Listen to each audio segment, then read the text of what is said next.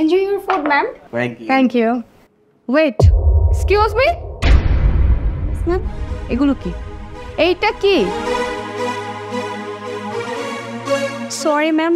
আমি চেঞ্জ করে দিচ্ছি। What sorry? আর চেঞ্জ? কেন চেঞ্জ করে দিবেন আপনি খাবার? 30 মিনিটস পর আপনি খাবারটা সার্ভ করেছেন, খাবারের ভিতরে চুল পড়ে আছে। এটা কি আপনাদের ফুড কোয়ালিটি? এই আপনাদের রেস্টুরেন্ট? কোথায়? Please relax. উনি তো বলছে যে চেঞ্জ করে দিবা, আর এরকম হয়েছে, মিস্টেক হয়ে গেছে, আপনি নিয়ে যান। নিয়ে যাবে মানে? তুমি একদম চুপ থাকো, তুমি সবসময় ভালো করে দেখাও। এই সমস্যা কি? হ্যাঁ, খাবারের কোয়ালিটি এত বাজে কেন? এত এক্সপেন্সিভ একটা খাবার আপনি দেখে আনবেন না? কেন খাবারের ভিতরে চুল পড়ে থাকবে? ম্যানেজার কোথায়? ম্যানেজার কোথায়? মালিক কোথায়? Relax. What happened? Sir, any problem? What can I do for you? ও আচ্ছা, হবি। এই তুমি অভি না? হ্যাঁ অভি তো। ও এই রেস্টুরেন্টে এখন ওয়েটারগিরি করতেছো তাই না? একজন ওয়েটার হয়ে আরেকজন ওয়েটারকে সাপোর্ট দিতে আসছো। আমি যদি জানতাম যে তুই এই রেস্টুরেন্টে জব করিস তাহলে তো আমি জীবনে রেস্টুরেন্টে আসতামই না। আর তার থেকে বড় কথা হচ্ছে কি জানিস, যে রেস্টুরেন্টে তোর মতো একটা ছেলে আছে সেই রেস্টুরেন্টের অবস্থা তো এরকম হবেই, ফুড কোয়ালিটি তো নষ্ট হবেই। তুইও যেমন, তোর সাথে কলিকও তেমন। Ma'am, behave please. কোনো প্রবলেম থাকলে বলুন, আমি এখনই সলভ করে দিচ্ছি।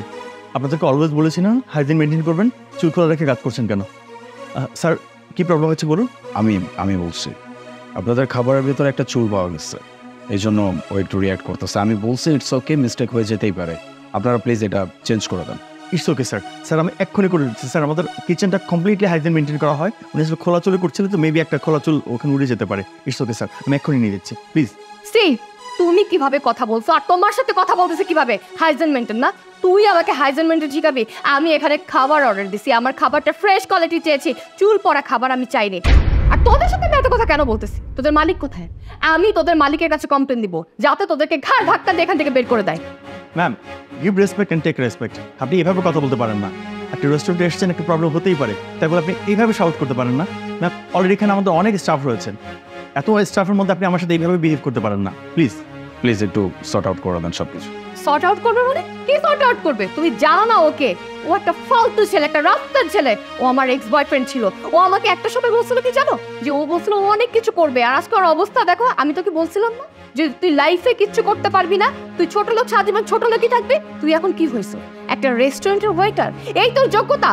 আমি তো বলছিলাম না একটা কিছু হয়তো বা করতে পারবি, ছোটখাটো কোনো একটা জব টপ, কিন্তু না, তুই তো রেস্টুরেন্টের ওয়েটার। আর তাছাড়া তোর ম্যানার, তোর ব্যবহার এখন পর্যন্ত ঠিক হলো না। মানুষের সাথে কিভাবে কথা বলতে হয়, কাকে কিভাবে রেসপেক্ট করতে হয়, সেই জিনিসটাই তো তোর মধ্যে নাই। আর তুই কি ভাবছো তুই আমাকে দেখে তুই এখন একটা ভাব দেখাবি আর আমি তোর ভাবে ইমপ্রেস হয়ে যাবো? শোন, এইখানে না এই ধরনের ভাব চলবে না, অ্যাটিটিউড চলবে না।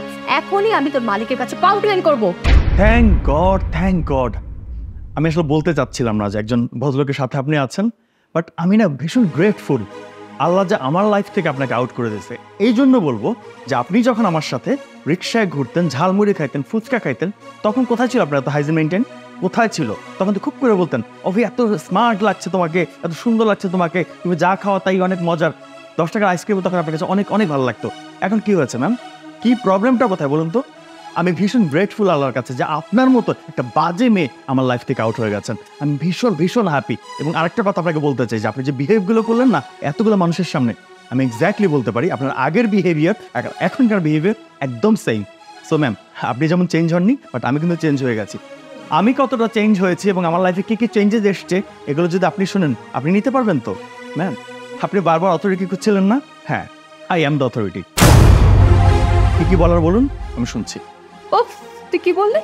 তুই এই এত বড় রেস্টুরেন্টের মালিক, সেটা আমার বিশ্বাস করতে হবে?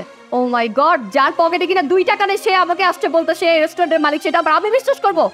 তোমার বিশ্বাস অবিশ্বাস দিয়ে আমার ছেলের কোনো কিছুই যাবে আসবে না। আর আমার ছেলে যেটা বলেছে সেটা একদম সঠিক। এই রেস্টুরেন্টের মালিক আমার ছেলে। আরেকটা কথা, তুমি সেই মেয়েটা না যে মেয়েটা কিনা আজ থেকে 5 বছর আগে আমার ছেলেটাকে নাকে দড়ি দিয়ে ঘোরাতে তোমার পিছনে? আরেকটা কথা বলেছিলে আমার ছেলে নাকি তোমার যোগ্য না, কিন্তু দেখেছো তুমিই আমার ছেলের যোগ্য না, কারণ তুমি আজকে আমার ছেলের কোটি টাকার রেস্টুরেন্টে খেতে এসেছো। আমার তো মনে হয় তোমাদের মতন মেয়েদের পকেটে সেই টাকা নেই যে কিনা আমার ছেলের রেস্টুরেন্টে বসে খাবে। আসলে তোমাদের মতন মেয়েরা অন্যদের পকেটের টাকা না হলে এই সমস্ত কোটি কোটি টাকার রেস্টুরেন্টে বসে না খেতে পারো না। আর তুমি আমার রেস্টুরেন্টে খেতে এসেছো? তোমার মতন মেয়ের আমার ছেলের রেস্টুরেন্টে বসে খাওয়ার কোনো যোগ্যতা নেই। বের হও তুমি আমার রেস্টুরেন্ট থেকে। হ্যাপি? খুশি হয়েছো? তখন থেকে তোমাকে আমি চুপ করতে বলতেছি, শান্ত হইতে বলতেছি, তুমি তাদের সাথে খারাপ ব্যবহার করেই যাচ্ছ। তোমার জন্য আমি প্রতিনিয়ত অপমান হই, যেখানে যাই সেখানে অপমানিত হই। সবগুলো ভদ্রলোক আমাকে এখানে সামনে দাঁড় করিয়ে যা ইচ্ছা তাই বলে অপমান করতেছে। আমার একটা মান সম্মান আছে, তোমার জন্য আমি সেটা খোয়াইতে পারবো না। আর এখানে দাঁড়িয়ে তো সবকিছুই শুনলাম। ছেলেটার কিচ্ছু ছিল না, ছেলেটার সাথে প্রেম করছো, ছেলেটার সাথে ঘুরছো, চুটিয়ে প্রেম করার পরে যখন তুমি দেখতে পারছো যে ছেলেটা কিছু করতে পারতেছে না, অমনি তাকে ছেড়ে দিছো। তারপরে কি করছো? আমার সাথে রিলেশনশিপে আসছো বিকজ অফ আমার বাবার অনেক টাকা পয়সা আছে। দ্যাটস ওয়াই আজকে আমি বুঝতে পারতেছি যে তোমার আসল রূপটা কি। তোমাদের মতো এরকম গোল্ড ডিগার মেয়েরা এইরকমই করে। একটা ছেলের সাথে প্রেম করতেছে, সেই ছেলেকে যখন ভাল লাগতেছে ততক্ষণ পর্যন্ত তার সাথে আছে, যখনই দেখতেছে ছেলেটা তার কোনো সকাল্লাদ পূরণ করতে পারতেছে না, অমনি ব্রেকআপ। সম্পর্কটাকে কি মনে করো তোমরা? হ্যাঁ, পুতুল খেলা। মন চাইলো খেলতেছি, মন চাইলো ফেলে দিলাম। আমি জাস্ট নিতে পারতেছি না। তখন থেকে বোঝানোর চেষ্টা করতেছিলাম মানুষের মিস্টেক হতেই পারে। আরে বাবা, যত বড় রেস্টুরেন্টেই যাও না কেন এরকম মিস্টেক হয়ে যেতেই পারে। তার মানে এই না যে মানুষের সাথে খারাপ আচরণ করতে হবে।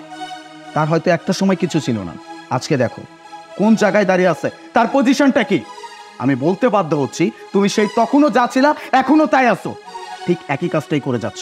পরনির্ভরশীল, ওর উপর নির্ভর থাকার চেষ্টা করছিলা, কিন্তু তখন তোমার মনে হয়েছে ও তোমার জন্য কিছু করতে পারবে না, দ্যাটস ওয়াই তুমি তাকে ছেড়ে দিছো।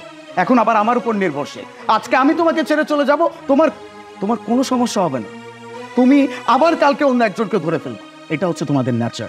আর এরকম মেয়ের সাথে আর যাই হোক সম্পর্ক রাখা যায় না।